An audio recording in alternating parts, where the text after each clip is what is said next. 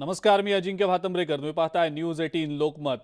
राणा दाम्पत्यानं हनुमान चालीसा पठण मातोश्री बाहेर येऊन करण्याचा निर्धार कायम ठेवलेला आहे. पाहूयात या संदर्भातल्या बातम्या.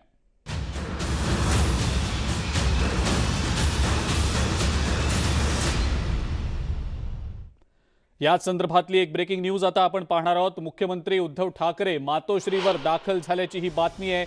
मातोश्री बाहेर पोलिसांचा मोठा बंदोबस्त तैनात करण्यात आलाय. मोठ्या संख्येने शिवसैनिक मातोश्री बाहेर जमलेले आहेत. जोरदार घोषणाबाजी शिवसैनिकांकडून सुरू आहे. शिवसेनेचे अनेक बडे नेते पदाधिकारी देखील मातोश्री बाहेर आलेले होते. मातोश्रीवर सध्या या सगळ्या नेत्यांची चर्चा सुरू असल्याचं समजतंय. मुख्यमंत्री या सगळ्या नेत्यांसोबत चर्चा करतायत. राणा दाम्पत्यानं उद्या सकाळी मातोश्री बाहेर येऊन हनुमान चालीसा पठण करण्याचा आपला निर्धार बोलून दाखवलेला आहे, कायम ठेवलेला आहे. या अनुषंगानं उद्या नेमकी काय रणनीती ठरवायची आहे याबद्दलची चर्चा शिवसेनेच्या बड्या नेत्यांकडून मुख्यमंत्र्यांसोबत केली जाते. ही दृश्य आपण पाहतो आहोत. सध्या मातोश्री बाहेरची दृश्य आहेत. मुख्यमंत्री उद्धव ठाकरे मातोश्रीवर दाखल होतानाची ही दृश्य आहेत.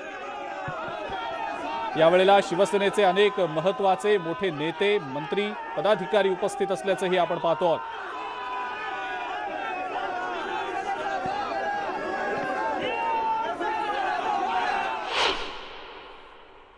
दुसरीकडे आमदार रवी राणा यांनी उद्या सकाळी 9 वाजता मातोश्रीवर हनुमान चालीसा पठण करणार असल्याचं सांगितलंय. मात्र यासोबतच पोलिसांना आपण सहकार्य करणार असल्याचंही त्यांनी स्पष्ट केलंय. शिवसेना प्रमुखांच्या विचाराचे शिवसैनिक आमच्या सोबत हनुमान चालीसेचं पठण करतील असंही रवी राणा यांनी म्हटलंय. बाळासाहेब यांच्या विचारांचा शिवसैनिकांना विसर पडल्याचं सुद्धा रवी राणा यांनी म्हटलंय. 100 धमक्या मिळाल्या तरी हनुमान चालीसा वाचणारच असल्याचंही त्यांनी म्हटलंय. उद्धव ठाकरे मुख्यमंत्री झाल्यापासून राज्यावर संकट सुरू झालेली आहेत आणि ही विघ्न टाळण्यासाठी मुख्यमंत्र्यांनी हनुमान चालीसा वाचावी असं आवाहन सुद्धा रवी राणा यांनी केलेलं आहे.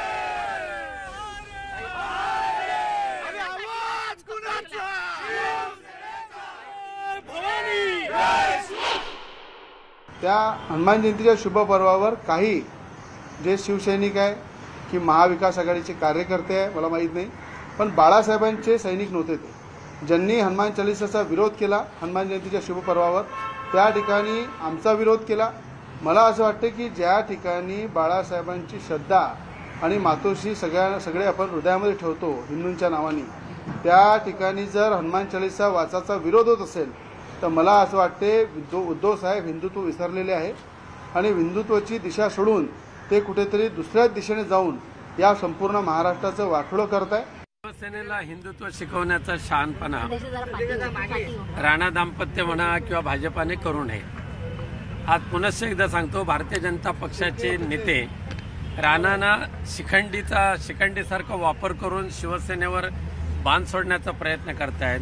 शिवसेनेचा धनुष्यबाण एवढं जबरदस्त ताकदवान आहे की अशा शिखंडीचा निपात करतील आणि आपलं जे महाराष्ट्राचं महाविकास आघाडी सरकार आहे हे चांगल्या पद्धतीने सुरू ठेवण्याचा प्रयत्न करतात. महाराष्ट्रामध्ये सुरू झालेली आहे आणि या विघ्न संपवण्यासाठी हनुमान चालीसा वाचली पाहिजे. आणि आज या ठिकाणी आम्ही जे आलो शांततेनं आणि धार्मिक आणि उद्देशाने या ठिकाणी आलेलो आहे आणि हनुमान चालीसाचं वाचन मातोश्रीवर आम्हाला करायचं आहे. या उद्देशानं उद्या आम्ही 9 वाजता तिथे जाणार आहे आणि या ठिकाणी पोलीस विभागाची आम्हाला नोटीससुद्धा या ठिकाणी आलेली आहे. त्यांनी नोटीस जे दिलेली आहे 149च्या कलमनुसार की आपण बाहेर पडू नका, तिथे कायदा सुव्यवस्था बिघडेल. च्या माध्यमातून आम्हाला कळते की उद्या येणार. आमचं सामान्य शिवसैनिकांचं त्यांना विनंती आहे की पोकळ आव्हानं देणं बंद करा. मातोश्री हे प्रत्येक शिवसैनिकासाठी मंदिरासमान आहे, देवळासमान आहे. कोणी जर आमच्या देवळावर आक्रमण करण्याची भाषा करणार असेल तर शिवसैनिक हा आक्रमक होईलच. त्यांनी आता उद्याची वेळ दिली आहे. उद्या देखील शिवसैनिक इकडे उपस्थित राहतील. त्यांच्यात हिम्मत असेल तर त्यांनी येऊन दाखवावं. त्यांना महाप्रसाद हा शिवसैनिक दिल्याशिवाय राहणार नाही. देखिए, बंटी एंड बबली अगर पहुंचे हैं तो हमें कोई एतराज नहीं है. ये जो स्टंटबाजी है, फिल्म के लोग हैं, ये फिल्मी लोग हैं. ये स्टंटबाजी या मार्केटिंग करना उनका काम है सबका।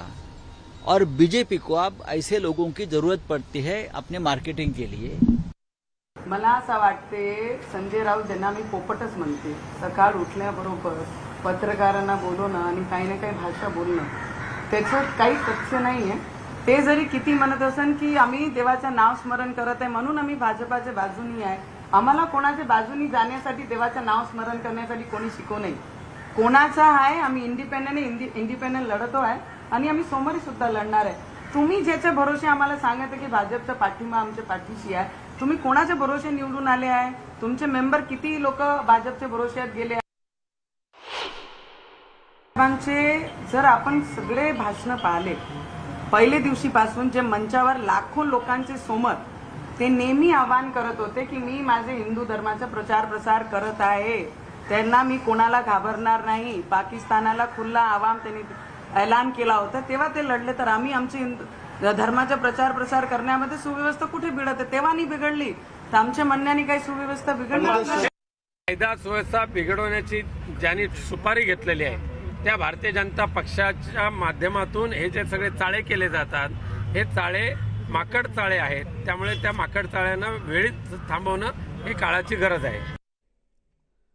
शिवसेना विरुद्ध राणा दाम्पत्य हा संघर्ष आता कुठेतरी टोकाला पोहोचतोय की काय असंच दिसतंय। अधिक माहिती या संदर्भातली आपण जाणून घेणार आहोत। सुस्मिता भदाणे पाटील आपल्या प्रतिनिधी आपल्या सोबत आहेत सध्या। सुस्मिता, एकीकडे राणा दाम्पत्याकडून निर्धार कायम आपला व्यक्त केला गेलेला आहे की उद्या सकाळी 9 वाजता मातोश्री समोर येऊन हनुमान चालिसेचं पठण आम्ही करणारच आहोत। दुसरीकडे शिवसैनिक प्रति आव्हान देत आहेत, महाप्रसाद दिला जाईल असं सांगतायत। सुस्मिता, मातोश्री बाहेरचं नेमकं काय एकंदरीतच सध्या परिस्थिती दिसतीये? शिवसैनिक आक्रमक भूमिका घेताना दिसले होते। सुस्मिता, काय सांगता येईल त्याबद्दल? खरं तर सकाळपासून आपण बघतोय की नवनीत राणा आणि रवी राणा यांच्या वक्तव्याकडे सगळ्यांचं लक्ष होतं। यापूर्वी त्यांनी दिलेली वेळ ही वेगळी होती, आता उद्या 9 वाजता ते पोहोचणार आहेत असं त्यांनी म्हटलेलं आहे। परंतु दरम्यानच्या काळामध्ये मातोश्री बाहेर मोठ्या संख्येने शिवसैनिक जमा झाले आणि हे शिवसैनिक जमा झाल्यानंतर कायदा आणि सुव्यवस्थेचा प्रश्न सुद्धा निर्माण होऊ शकतो। ठिकठिकाणी मुख्यमंत्री उद्धव ठाकरे यांच्यावरती प्रेम करणारी जनता आहे आणि नवनीत राणा आणि रवी राणा यांनी थेट मुख्यमंत्र्यांवरती आरोप केले। ही सगळी परिस्थिती लक्षात घेतल्यानंतर कायदा आणि सुव्यवस्थेचा प्रश्न जर निर्माण होत असेल तर काय करायचं असाही प्रश्न निर्माण होत होता। त्यामुळे पोलिसांनी देखील 149 ची नोटीस जी आहे ती या दाम्पत्याला बजावलेली होती। आता काही वेळापूर्वीच आपण बघितलेलं आहे मुख्यमंत्री उद्धव ठाकरे हे वर्षावरनं मातोश्रीवरती आलेले आहेत आणि मातोश्री बाहेरची थेट दृश्य आपण बघतोय की इथं पोलिसांचा बंदोबस्त सुद्धा वाढलेला आहे। आपल्यासोबत काही शिवसैनिक आहेत। खरं तर शिवसैनिकांची भूमिका आपण यापूर्वी सुद्धा बघितलेली आहे। आता मुख्यमंत्री येऊन गेल्यानंतर तुमच्याशी संवाद साधल्यानंतर आतमध्ये एक महत्त्वाची बैठक होती आहे। या बैठकीकडे सगळ्यांचं लक्ष आहे। उद्यासाठी कशा पद्धतीने त्यांच्या सोबत संवाद साधणार किंवा काय करणार उद्या? नक्कीच आज तर तुम्ही पाहिलं जस्ट मुख्यमंत्री साहेब मातोश्रीमध्ये आतमध्ये त्यांची बैठक चालू आहे। पण जरी बैठकीमधून उद्धव साहेबांनी आम्हाला जे काही आदेश दिले पण शिवसैनिकांची भावना ही ठाम आहे की आमच्या पवित्र मातोश्रीला कुठल्याही प्रकारच्या या टिंगलटावाळ्या करणाऱ्या हे बिनकामाची फेम घेणाऱ्या लोकांचं पाय मातोश्रीच्या आवारात लागून मातोश्रीचं पवित्र आम्हाला भंग करू द्यायचं नाही आहे। कारण यांच्याकडे मुद्दे केंद्र सरकारकडे आणि बीजेपीच्या लोकांकडे मुद्दे काही नाही आहेत। त्यांना महागाईकडे काही बोलायचं नाही आहे, जनतेचे जे हाल चालले ते बोलायचं नाही। फक्त लक्ष भरकटवण्यासाठी शिवसेना, उद्धव साहेब आणि मातोश्री या गोष्टी वेळोवेळी टार्गेट करून फक्त जनतेचं लक्ष दुसरीकडे विचलित करून फक्त यांचा महाराष्ट्रात धिंगाणा घालायचा जेणेकरून महाराष्ट्र महागाईपासून यांचं लोकांचं दुर्लक्ष व्हावं। बस आता आपण बघताय शिवसेनेच्या मुख्यमंत्र्यांची आतमध्ये बैठक सुरू आहे, त्याचबरोबर मातोश्रीच्या बाहेर मोठ्या संख्येनं हे शिवसैनिक जमा आहे। दुसरीकडे पोलिसांनी सुद्धा बंदोबस्त केलेला आहे आणि या पोलिसांच्या बंदोबस्तामध्ये आतमध्ये ही महत्त्वाची बैठक सुरू आहे। ज्या पद्धतीने राणा कुटुंबियांनी मुख्यमंत्र्यांवरती आरोप केलेले आहेत, उद्या सकाळी ते येणार आहेत। तुम्ही सगळे वाट बघतात आतमधनं नेमका काय निर्णय येतोय, काय नेमकी महत्त्वाची बैठक होते, त्यातनं काय समोर येऊ शकतं? आतून जो काही आदेश येईल त्याचं पालन तंतोतंत शिवसैनिक आमचा करणारच आहे। तरी देखील आता जे चॅलेंज आम्हाला केलेलं आहे की उद्या सकाळी आम्ही 9 वाजता इथे येऊ, आमचे शिवसैनिक कुठलाही सैनिक आमच्या घरी जाणार नाही। दिवस रात्र पाहिजे तेवढे दिवस त्याचं जे काही चॅलेंज आहे त्याच्यात जर खरंच हिंमत असेल तर त्यांनी इथे यावं आणि इथे हनुमान चालीसा वाचून दाखवावा। मुख्यमंत्र्यांनी भेट भेट घेतलेली आहे, तुमच्या सगळ्यांना त्यांनी अभिवादन केलेलं आहे, त्यामुळे शिवसैनिक जो आक्रमक झालेला तो थोडा नरमलेला किंवा शांत झालेला दिसतोय का? नाही नाही नाही नाही नाही. शिवसैनिक हा कधीही शांत होत नाही. शिवसैनिक हा एक अंगार आहे आणि नेहमी जेव्हा शिवसेना प्रमुखांचा आदेश असू दे, शिवसेना पक्षप्रमुखांचा आदेश असू दे, कुठलाही आदेश असल्यानंतर शिवसैनिक हा तुटून पडतो. ते काय वेगळं सांगायची गरज नाही. पक्षप्रमुख आल्यामुळे किंवा मुख्यमंत्री आल्यामुळे तो थंड झाला असा होत नाही. तो एक वाट बघतोय की कधीतरी ते आमच्याकडे इथे येतात आणि त्यांचा महाप्रसाद जो काय आम्ही त्यांना देणार आहोत, तर महाप्रसाद घ्यायची मला वाटते संधी घ्यावी असं आमची देखील इच्छा आहे. नक्कीच. तर आपण बघतोय की ज्या पद्धतीनं शिवसैनिकांची भूमिका आहे ती वेट अँड वॉचची असणार आहे आणि आम्ही महाप्रसाद द्यायला तयार आहोत, त्यांनी येऊन हनुमान चालीसा पठण करावं अशा पद्धतीचं वक्तव्य एकूणच सगळ्या शिवसैनिकांकडनं केलं जाते. आणि देखील आता प्रत्युत्तर मातोश्रीमध्ये जी देण्यास तयार आहेत असंच म्हणावं लागेल. आपण काही शिवसैनिकांची प्रतिक्रिया देखील पाहिली. सुस्मिता, धन्यवाद ही माहिती दिली त्याबद्दल. एकीकडे कायदा सुव्यवस्थेचा प्रश्न निर्माण होऊ नये यासाठी मातोश्री बाहेर पोलिसांचा कडक बंदोबस्त आहे. दुसरीकडे अमरावतीमध्ये सुद्धा पोलिसांचा चोख बंदोबस्त सध्या पाहायला मिळतोय. शिवसैनिक आक्रमक झाल्यानं अमरावतीमधला हा बंदोबस्त वाढवला गेलेला आहे. रवी राणा यांच्या कार्यालयाबाहेर मोठा पोलीस बंदोबस्त आहे. अमरावतीतल्या राजापेठेतल्या रवी राणा यांच्या कार्यालयाबाहेर पोलिसांची मोठी गस्त आहे. कायदा आणि सुव्यवस्थेचा कोणताही अनुचित प्रकार घडू नये या अनुषंगानं पोलीस सध्या मोठा बंदोबस्त अमरावतीमध्ये ठेवून आहेत. तिथली काय नेमकी परिस्थिती आहे जाणून घेऊया. संजय शेंडे आपले प्रतिनिधी आपल्या सोबत आहेत सध्या. संजय, शिवसैनिक आक्रमक भूमिका घेऊ शकतात या अनुषंगानं कुठेतरी अमरावतीमध्ये रवी राणा यांच्या कार्यालयाबाहेरचा बंदोबस्त वाढवला गेल्याची दृश्य सध्या पाहतो आहोत आपण. काय नेमकी त्याबद्दलची माहिती?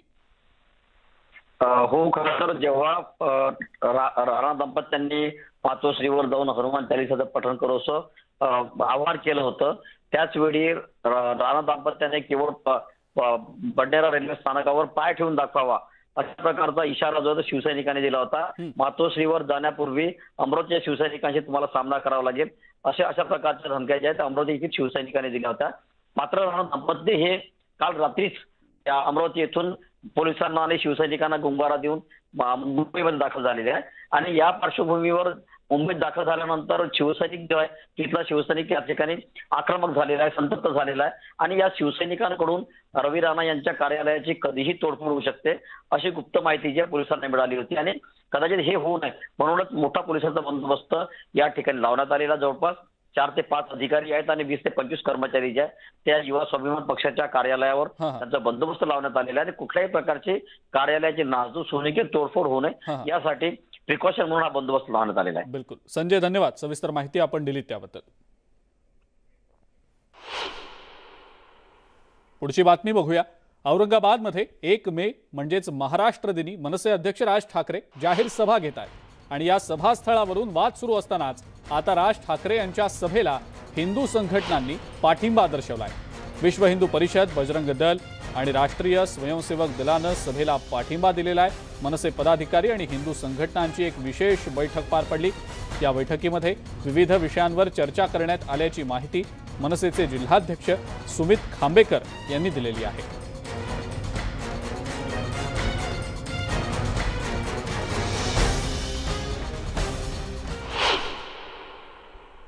मनसे अध्यक्ष राज ठाकरे यांची येत्या 1 मेला औरंगाबादमध्ये जाहीर सभा होणार आहे आणि या सभेला राज ठाकरे यांना पूर्वीप्रमाणे आताही पैसे देऊन लोकांना आणावं लागेल अशी प्रतिक्रिया शिवसेनेचे नेते माजी खासदार चंद्रकांत खैरे यांनी दिलेली आहे. सोबतच राज ठाकरे यांच्या सभेच्या वेळेला माध्यमांनी आलेल्या लोकांना विचारलं तर आम्हाला पैसे दिले असल्याचं लोकच सांगतील असं भाकीत सुद्धा खैरे यांनी वर्तवलंय. शिवसेना प्रमुख मान्य बाळासाहेब ठाकरे यांच्या सभेला किंवा उद्धवजींच्या सभेला लोक स्वतःहून आलेले आहेत. त्यांना काही पैसे देऊन गाड्या अरेंज करून नाही आले, ते स्वतःहून आलेले आहेत. आता इथे जर त्यांना आणायचं असेल तर ते तुम्ही ज्यावेळेस एक लोक भेटतात त्यांना विचारायचं काय कोणी दिले पैसे, काय तरच माहीत होतं. आम्ही सांगून काहीच उपयोग नाही. म्हणजे त्यांच्या सभेला पैसे देऊन लोक आणले जाते. आत्ता मागे जो मेळावा घेतला होता ना त्यांनी, त्या मेळाव्यात तर लोकांनी सांगितलं ना आम्हाला 300-300 रुपये देऊन आणले म्हणून. आता झोपडपट्टी वासियांना त्या ठिकाणी आम्ही हे देतो ते देतो सांगितलं, कुठे काय दिलं. दरम्यान चंद्रकांत खैरे यांच्या या वक्तव्यावर मनसेचे नेते दिलीप धोत्रे यांनी प्रत्युत्तर देत खैरे साहेबांची शिवसेनेत जागा नेमकी काय आहे असा सवाल केला. स्वतःच्या नातवाच्या वयाच्या आदित्य ठाकरे यांच्या चपला उचलण्याची वेळ खैरेंवर आल्याचं धोत्रे यांनी म्हटलंय. या देशामध्ये या राज्यामध्ये असा एकमेव नेता राजसाहेब ठाकरे की ज्यांच्या सभेला माणसं आणावी लागत नाहीत, तर ती माणसं स्वयंस्फूर्तीनं आपोआप येत असतात. तुम्ही ज्या सरकारमध्ये आहे ना, त्या सरकारच्या उपमुख्यमंत्र्यांनी गेल्या काही दिवसापूर्वीच त्यांच्या मुलाखतीत सांगितलं होतं की या राज्यामध्ये एकमेव नेता माननीय राजसाहेब ठाकरे की ज्यांच्या सभेला लाखोंची गर्दी न पैसे देता येते स्वयंस्फूर्तीने. ते खैरे साहेब विसरू नका. संध्याकाळच्या बातम्यांमध्ये ब्रेकनंतर आपल्या सगळ्यांचं पुन्हा एकदा स्वागत. एक ब्रेकिंग न्यूज आता आपल्यापर्यंत येते, पाहूया. ॲडव्होकेट गुणरत्न सदावर्ते यांना जामीन मंजूर झाल्याची ही ब्रेकिंग न्यूज आहे. मुंबई सत्र न्यायालयाकडून त्यांना जामीन मंजूर केला गेलेला आहे. सिल्वर ओक हल्ला प्रकरणी हा जामीन दिला गेल्याची माहिती समोर येते आहे. 115 एसटी कर्मचाऱ्यांना सुद्धा जामीन मिळाल्याची ही माहिती समोर येते आहे. आत्ताची अतिशय महत्त्वाची मोठी घडामोड आत्ताची आपण पाहतो आहोत. ॲडव्होकेट गुणरत्न सदावर्ते यांना जामीन मंजूर करण्यात आलेला आहे. सिल्वर ओक हल्ला प्रकरणी हा जामीन दिला गेलाय. 115 एसटी कर्मचाऱ्यांना सुद्धा जामीन मिळाल्याची माहिती मिळते आहे. मुंबई सत्र न्यायालयाकडून हा जामीन मंजूर करण्यात आलाय.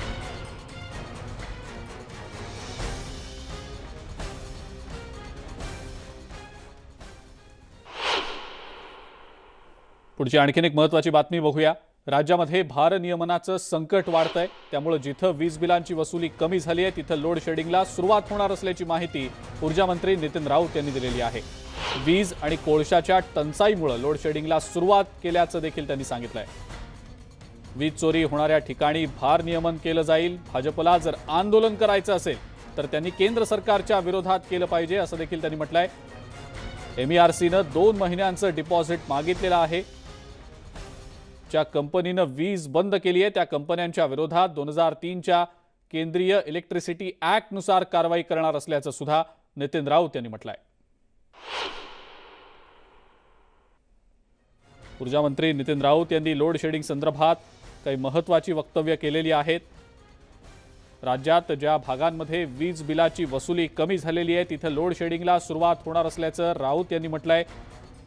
कोळशाच्या टंचाईमुळे लोड शेडिंगला सुरुवात केल्याचं देखील त्यांनी सांगितलंय. राज्यावर भारनियमनाचं संकट कायम असल्याचंच दिसतंय.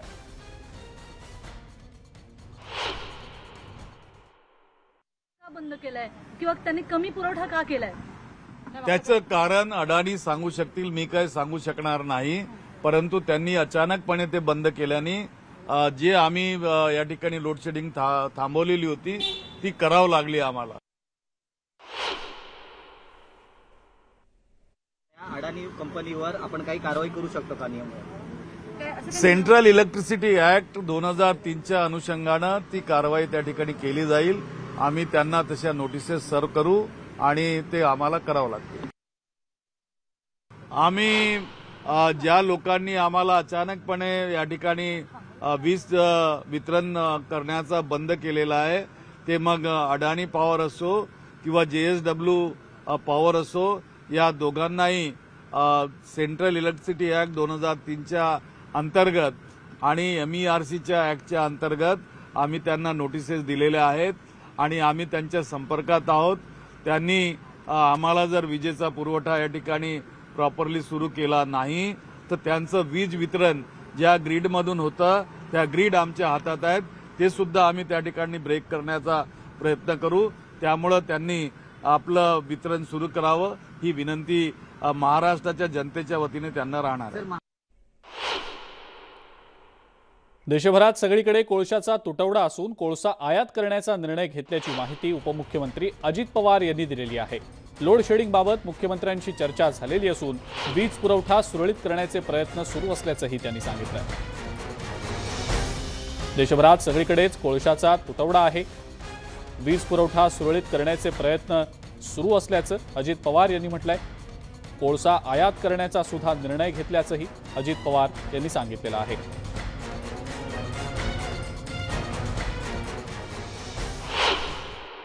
देश पातळीवर कोळसा हा देशातल्या अनेक राज्यांमध्ये जेवढा पुरवठा व्हायला पाहिजे तेवढा होत नाहीये. राज्यामध्ये देखील तेवढा पुरवठा होत नाहीये. म्हणून आपण काही प्रमाणामध्ये परदेशामधनं देखील कोळसा आयात करण्याचा निर्णय झालेला आहे. आपण तो घेतलेला आहे. त्याशिवाय छत्तीसगडमध्ये राज्य सरकारची एक खाणच आपल्या महाराष्ट्राच्या ऊर्जा विभागाच्या करता घ्यायचं चालू आहे। त्याच्यामध्ये नितीन राऊत साहेब प्रयत्न करतायत। राज्यातल्या लोडशेडिंग विरोधात भाजप राज्यभर आंदोलन करणार असल्याचं विधान परिषदेचे विरोधी पक्षनेते प्रवीण दरेकर यांनी सांगितलं। भार नियमन मागे घेतलं जात नाही तोपर्यंत आंदोलन सुरूच ठेवणार असल्याचं त्यांनी सांगितलं। कोळसा कमी प्रमाणात दिला जात असल्याचा आरोप ऊर्जा मंत्री नितीन राऊत यांनी केलाय। मात्र नेहमीपेक्षा जास्त कोळसा केंद्राकडून राज्याला दिला जात असल्याचंही दरेकर यांनी सांगितलंय।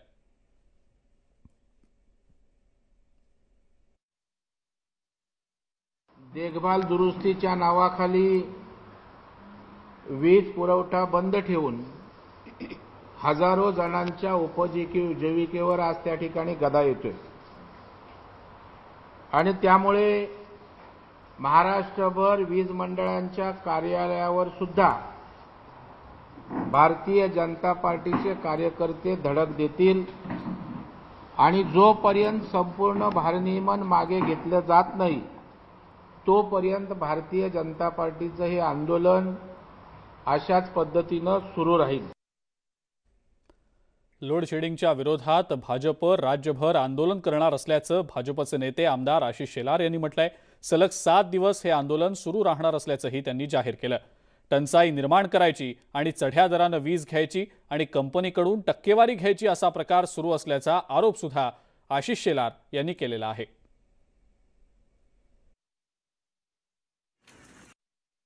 सामान्य शेतकरी, विद्यार्थी, महिला वर्गांना, कर्मचाऱ्यांना होणारा त्रास याचं आंदोलन उद्यापासून राज्यभरात टप्प्याटप्प्याने होईल आणि आंदोलन या सरकारची भ्रष्ट आणि अकार्यक्षम व्यवस्था या विरोधातलं आक्रमक आंदोलनाचं पहिला पाऊल असेल। राज्यामध्ये लोडशेडिंग सुरू असून सध्या राज्यात 3000 मेगावॅटचा तुटवडा आहे आणि ग्रामीण भागात, आदिवासी भागात लोडशेडिंग सुरू आहे।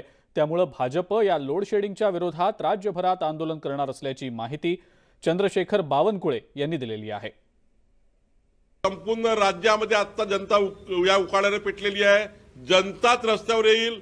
आम्ही संपूर्ण भारतीय जनता पार्टी आता लोड शेडिंगच्या विषयावर राज्यभर आंदोलन करणार आहोत। ऊर्जा मंत्र्यांचं संपूर्ण राज्य सरकारचं अपयश आहे। 18,000 कोटी कॅश फ्लो दिला नाही। वित्त मंत्र्यांनी ऊर्जा खात्याला एकही पैसा दिला नाही। वीज चोरी करणाऱ्यांसाठी ही एक महत्त्वाची बातमी असं म्हणायला हरकत नाही, कारण आता वीज चोरी केल्यास अदखलपात्र गुन्हा दाखल केला जाणार असल्याचं आता समोर येत आहे। वीज चोरी करणाऱ्यांच्या विरोधात कठोर कारवाई केली जाणार आहे। अनधिकृतपणे विजेचा वापर केल्यास ही कारवाई केली जाईल। रोहित्रांची विशेष तपासणी मोहीम देखील राबवली जाणार असल्याचं समजतंय।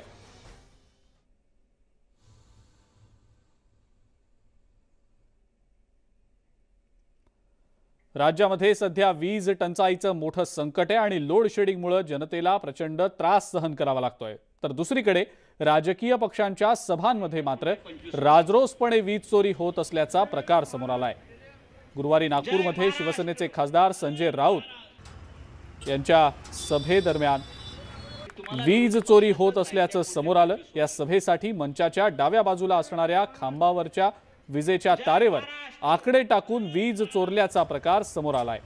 दुसरीकडे आम्ही कोणतीही वीज चोरी केलेली नाही असं आयोजकांचं म्हणणं आहे।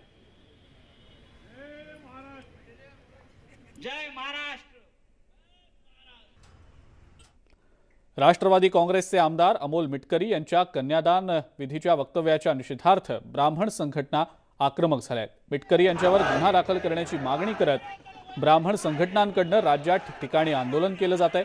अमोल मिटकरींना औरंगाबादमध्ये फिरकू देणार नसल्याचा इशारा दिला गेलाय। दुसरीकडे सोलापुरात सुद्धा ब्राह्मण समाजाकडून पोलीस स्टेशनमध्ये निवेदन दिलं गेलं। अमोल मिटकरींविरोधात गुन्हा दाखल न केल्यास तीव्र आंदोलन करण्याचा इशाराही दिला गेलाय। बीडच्या परळीमध्ये ब्राह्मण समाजाच्या लोकांनी रस्त्यावर उतरत रॅली काढली। मिटकरींच्या विरोधात घोषणाबाजी देखील केली। संतप्त आंदोलनकर्त्यांनी परळी शहर पोलीस ठाण्यात ठिय्या आंदोलनही केलं।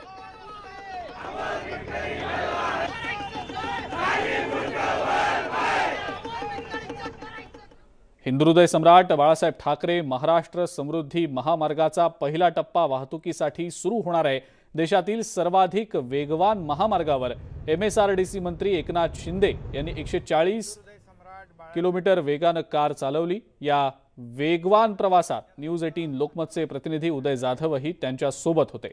पाहुयात या दरम्यान केली गेलेली ही एक्सक्लुझिव्ह बातचीत।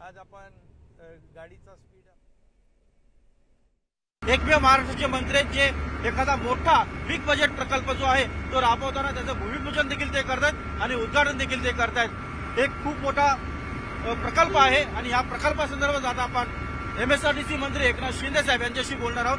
साहेब, आपण खाली महाराष्ट्राची भाग्यरेषा हिंदुहृदय सम्राट बाळासाहेब ठाकरे महाराष्ट्र समृद्धी महामार्ग बघतोय, हवाई पाहणी करतायत। हा महामार्ग आता पूर्णत्वास जातोय आणि लवकरच या पहिल्या टप्प्याचं लोकार्पण देखील होणार आहे। महाराष्ट्राच्या जनतेसाठी वाहतुकीसाठी खुला होणार आहे। काय सांगाल या संपूर्ण महामार्गाचं? हमारे राइट साइड में दाहिनी तरफ शिरडी शहर है, लगभग 7-8 मील। आपण पायलटने अनाउन्समेंट केली की आपण शिर्डीच्या वरनं आपण आज ठाण्यापासून या रस्त्याची समृद्धी महामार्गाची पाहणी करतोय। आज आपण शिर्डीमध्ये आहोत। समृद्धी महामार्गाचं काम वेगामध्ये सुरू आहे। हा हिंदुहृदय सम्राट बाळासाहेब ठाकरे समृद्धी महामार्ग हा केवळ महामार्ग हायवे नाहीये, हा एक गेम चेंजर प्रकल्प आहे। हा या राज्याची आर्थिक उन्नती करणारा प्रकल्प आहे, अर्थकारणाला चालना देणारा प्रकल्प आहे। हा देशातला सगळ्यात मोठा सुपर कम्युनिकेशन एक्सप्रेस हायवे आहे आणि हा रस्ता जो आहे हा राज्याचा किंबहुना राज्याची भाग्यरेषा ठरणार आहे। कारण हा केवळ हायवे नाहीये, मी मगाशी म्हटल्याप्रमाणे या हायवेमुळे लोकांचं दळणवळण यंत्रणा जी आहे जवळ येणार आहे। कनेक्टिव्हिटी आणि जी काय आहे कम्युनिकेशन मोठ्या प्रमाणावर आपण JNPTला जोडणार आहोत, वर्धा आणि जालना ड्रायपोर्टला जोडणार आहोत आणि त्यामुळे हे जे 16 तासाचं अंतर आहे ते केवळ 6 ते 7 तासावर येणार आहे। वेळेची बचत होणार आहे, इंधनाची बचत होणार आहे, पोल्युशन कंट्रोल होणार आहे आणि हा हायवे पर्यावरण पूरक हायवे। हा हायवे एक सुपर एक्सप्रेस हायवे आहे। या हायवेमुळे त्याच्या अवतीभोवती असणारी जी गावं असतील, जिल्हे असतील, त्यांच्यामध्ये देखील खूप मोठा आर्थिक विकास होणार आहे। हा फक्त हायवे राज्य सरकार बांधणार नाही तर आजूबाजूला अनेक विकासाची मंदिरं देखील बांधणार आहेत। त्याबद्दल काय सांगाल? समृद्धी महामार्ग जवळपास 10 जिल्ह्यांना आणि 326 गावांना थेट जोडणारा प्रकल्प आहे। त्याचबरोबर अप्रत्यक्षपणे 14 जिल्ह्यांना हा रस्ता कनेक्टरच्या माध्यमातून हा एक्सप्रेस हायवे जोडला जाणार आहे। व्हिडिओ जर्नलिस्ट सचिन कुबडेसह उदय जाधव, न्यूज 18 लोकमत, नागपूर।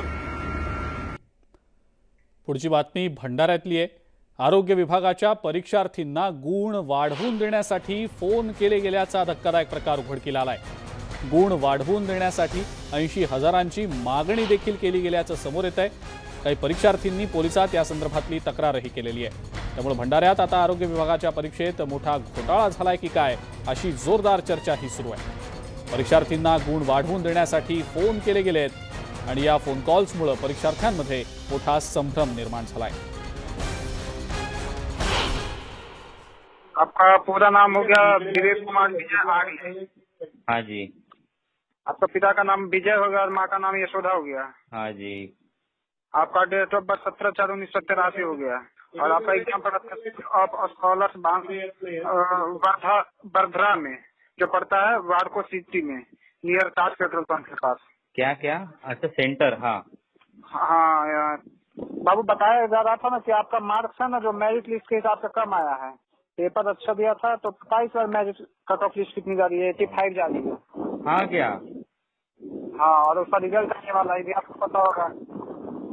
वो तो सुना था आने वाला है।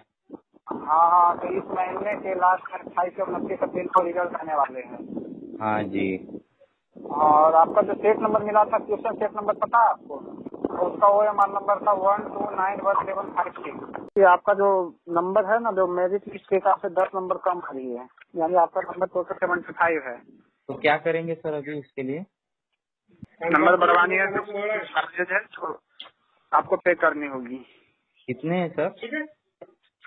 आपको मार्क्स बढ़वाना है, कॉल लेटर तक, डॉक्यूमेंट वेरिफिकेशन कॉल लेटर तक चाहिए। मैं बताना चाह रहा हूँ कि अगर फाइनल आप कम करवाओगे तो उसमें 2 लाख का खर्चा आएगा, जिसमें 70% पेमेंट आपको कॉल लेटर के बाद और 30% पेमेंट आज के डेट में करना होगा। अगर आप सिर्फ मार्क्स बढ़वाना चाहते हो तो आज के डेट में 80,000 आपको पेमेंट करना होगा। तो 10 मार्क के लिए बस।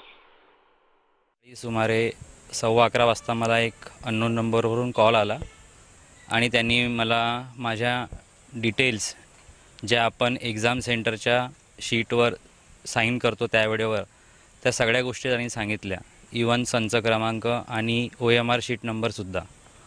आणि पुढे ते मला म्हणाले की तुम्हाला 10 मार्क कमी मिळाले आहेत मेरिट लिस्टच्या हिशोबाने. जर ते मार्क वाढवायचे असतील तर तुम्हाला एक ठराविक रक्कम द्यावी लागेल आणि त्याच्यापेक्षा जास्त पैसे दिले तर आम्ही तुम्हाला कॉल लेटरसुद्धा देऊ, असं ते फोनवर बोलले.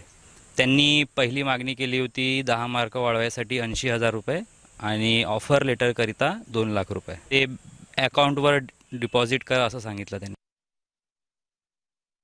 विवेक विजय आगळे राहणार वरठी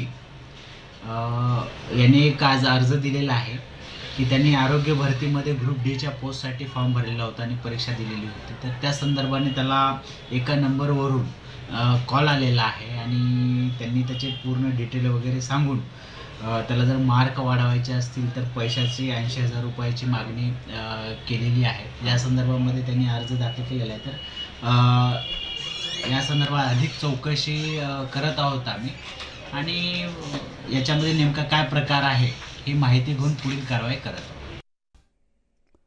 ब्रेकनंतर आपल्या सगळ्यांचं पुन्हा एकदा स्वागत आणि आत्ताची महत्त्वाची बातमी आपण बघणार आहोत ती म्हणजे मुख्यमंत्री उद्धव ठाकरे हे काही वेळापूर्वी मातोश्रीवर दाखल झालेले होते. मातोश्री बाहेर पोलिसांचा मोठा बंदोबस्त तैनात केला गेलेला आहे. शिवसैनिक मोठ्या संख्येनं जमले, जोरदार घोषणाबाजी केली जाते. शिवसेनेच्या काही बड्या नेत्यांसोबत मुख्यमंत्र्यांची सध्या चर्चा सुरू असल्याचं समजतंय. राणा दाम्पत्यानं उद्या सकाळी 9 वाजता मातोश्री बाहेर हनुमान चालीसा पठण करण्याचा निर्धार कायम ठेवलेला आहे.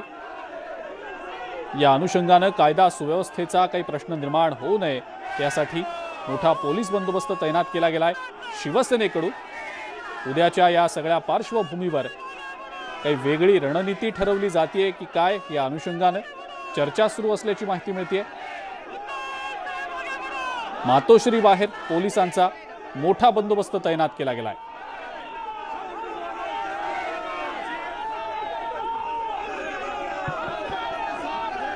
उद्या सकाळी 9 वाजता मातोश्री बाहेर येऊन हनुमान चालिसेचं पठण करणारच असा निर्धार राणा दाम्पत्यानं बोलून दाखवलाय. त्यामुळे उद्याच्या दिवसात शिवसेना विरुद्ध राणा दाम्पत्यादरम्यानचा जो संघर्ष आहे तो टोक गाठण्याची शक्यता आहे. या अनुषंगानं कायदा सुव्यवस्थेचा काही प्रश्न निर्माण होऊ नये यासाठी मोठा पोलीस बंदोबस्त तैनात करण्यात आलाय.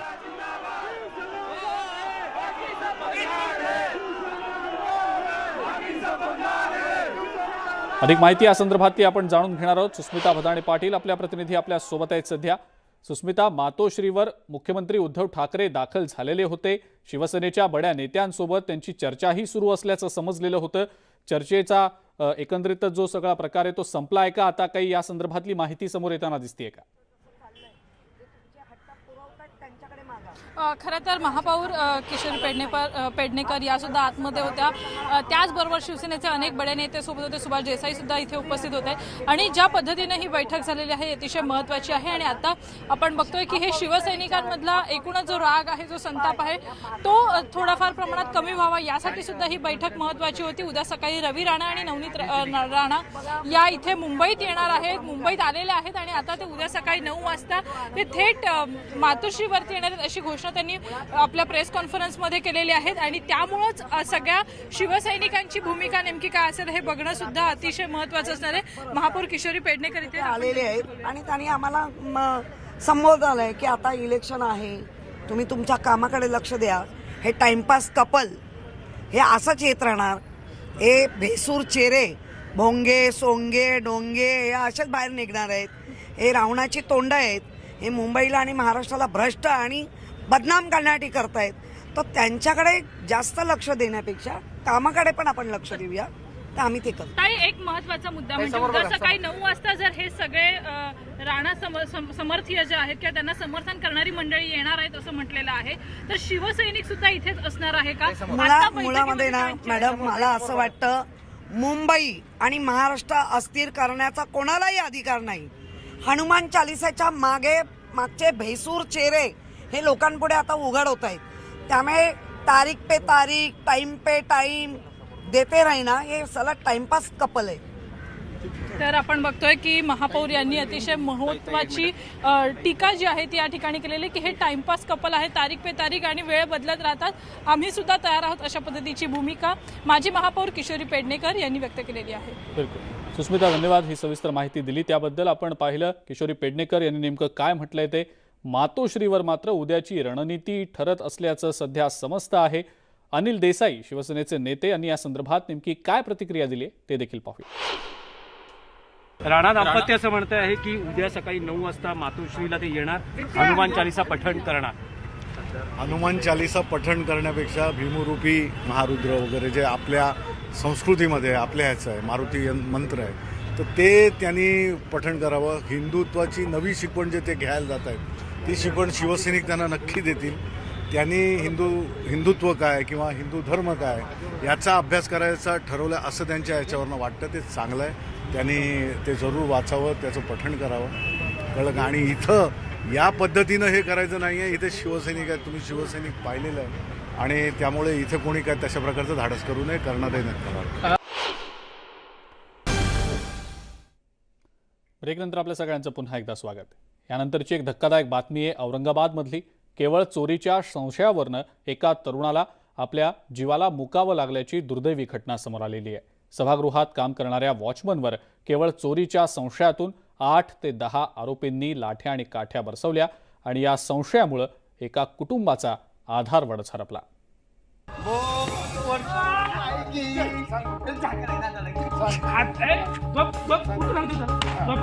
सभागृहात वॉचमन म्हणून काम करणाऱ्या मनोज आव्हाडला झालेल्या या बेदम मारहाणीचा व्हिडिओ सध्या व्हायरल झालाय.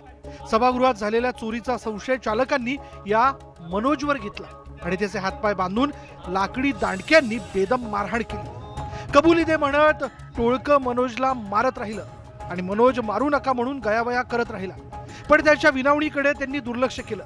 अखेर वेदना असह्य झाल्याने मनोजने जागीच प्राण सोडले.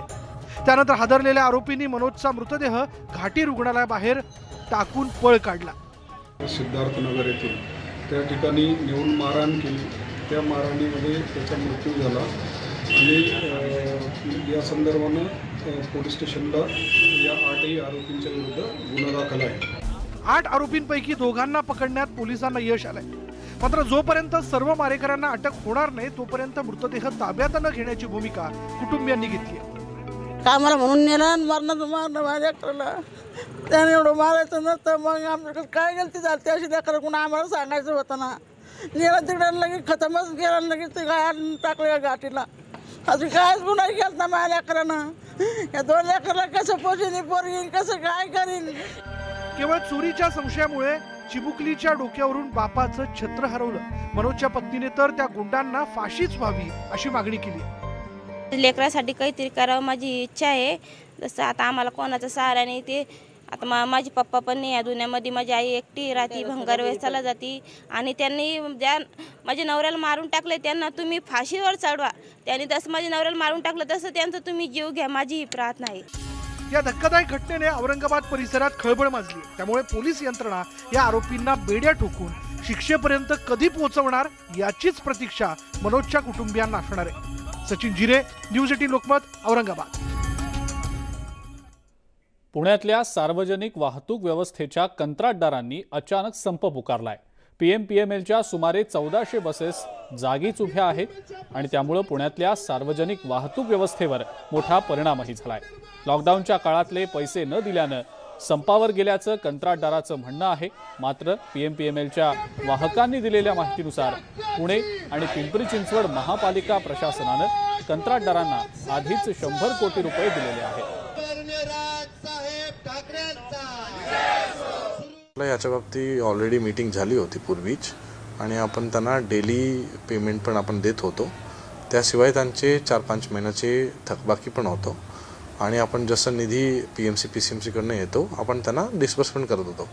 यावेळीचे निधी पण PCMCचे आपण डिस्बर्स कालच केलेले आहे, आज त्यांच्या अकाउंटमध्ये जमा पण झालेला आहे। तर त्यांनी जे केलेलं आहे त्याच्यावरती आपण लीगल कारवाई करू। मध्ये पंतप्रधान आलेले होते त्यावेळेस काही बसेस आपण इलेक्ट्रिकच्या त्या सुरू केल्या आणि अलीकडं मोठ्या प्रमाणावर स्वतःच्या बसेस घेण्याच्या पेक्षा बसेस टेंडर काढून घेतल्या जातात आणि आपण फक्त तिथं कंडक्टर देतो आणि त्याच्यातनं सेवा देण्याचा प्रयत्न करतो। PMPMLचंही म्हणणं तसंच आहे, ST वाल्यांचंही म्हणणं तसंच आहे की ते जास्त परवडतं। मुंबई महानगरपालिकेच्या बेस्ट उपक्रमातल्या कंत्राटदारांनी 3 महिन्यांपासून पगार न दिल्यामुळे आज सलग दुसऱ्या दिवशी कर्मचाऱ्यांनी बस बंद ठेवलेल्या आहेत। MP नावाच्या या कंत्राटदाराकडे 5 डेपोला बस चालकांसह बस पुरवण्याचं कंत्राट आहे। वांद्रे, कुर्ला, कुलाबा, विक्रोळी आणि वडाळा या डेपोतील सुमारे 500 चालकांनी बस बाहेर काढलेल्या नाहीत। आज सलग दुसरा दिवस आहे, काय तुमचं म्हणणं आहे? आजही आमचा तो स्टँड आहे, पगार टाका मग आम्ही गाड्या काढतो आणि बाकीचे आमचा जो PF तो 6 महिन्यापासून 4 महिन्यापासून आम्हाला टाकला जात नाहीये। आमचे पेमेंट स्लिप पण आम्हाला दिली जात नाहीये, वर आम्हाला आश्वासनं दिली जातात फक्त की तुझा पगार टाकू। आम्ही दुसरी मागणी केली की आमचा ह्या महिन्याचा ते 4-5 दिवस तारीख देत आहे पण पुढच्या महिन्याचा ते गॅरंटी घेत नाहीत आणि त्यांच्या काही आमच्या सपोर्ट करणारे त्यांनी MP मोठ्या अधिकाऱ्यांना फोन केले की त्यांचा पगार मिळणार की नाही। त्यांनी सरळ त्यांना सांगितलं आमच्याकडे पैसा नाहीये। मला सांगा की 4 महिने झाले पगार नाही झाले, तुमचं घर कसं चालवताय तुम्ही सध्या? काय नाही घरामध्ये कोणाच्या मुलीला पैसे वगैरे शाळेत भरायला नाही, काय नाही। सकाळी उठल्या आपल्याला माहितच आहे दुधाला कमीत कमी 100 रुपये तर जातात चहा पाण्याला घरामध्ये, सगळ्यांच्या घरात। काही जणांच्या तर घरात अक्षरशः अशी परिस्थिती आहे त्यांना भाड्याने राहतात, त्यांना घराच्या बाहेर काढलेलं आहे। धमकी देत आहेत ते लोक 22 जणांना काढणार कामावरनं। काल एक MP ग्रुपचा अधिकारी आला होता, तो सरळ बोलतो माझ्या लिस्टमध्ये 22 जण आहेत त्यांना मी कामावरनं काढून टाकणार आहे। आणि आज अशी परिस्थिती आली आम्हावर, 3 महिन्याचं भाडं दिलं नाही मी रूमचं, स्वतः मी रूमचं भाडं दिलं नाही, आज घर खाली करायची वेळ आली आमच्यावर आणि ह्या MP ग्रुप जबाबदार आहे। आणि मेन म्हणजे यांचं सांगायचं सर जबरदस्ती गाड्या चालवा म्हणून सांगतात, मेंटेनन्स करत नाही गाड्यांचं, गाड्याचं AC नसते काय नसते, गाडीचा ब्रेक फेल असतो, बिंदास गाडी चालवा म्हणून सांगतात। आम्ही आमच्या जबाबदारीवर गाडी चालवतो आणि हे लोक फोर्स करतात आम्हाला गाडी चालवा नाही तर तुम्हाला उद्यापासून ड्युटी देणार नाही। खाजगी प्लेयर बेस्ट उपक्रमामध्ये आणल्यामुळे या सगळ्या कर्मचाऱ्यांची फसवणूक होती आहे आणि या फसवणुकीवर आता बेस्ट प्रशासन नेमकं काय पावलं उचलतं हे बघणं महत्त्वाचं ठरणार आहे। व्हिडिओ जर्नलिस्ट नवनाथ कोंडेकरसह प्रणाली कापसे, न्यूज 18 लोकमत, मुंबई। आणि या सगळ्या महत्त्वाच्या बातम्यांसोबतच संध्याकाळच्या बातम्यांमध्ये वेळ झाली इथंच थांबण्याची। बघत रहा न्यूज 18 लोकमत।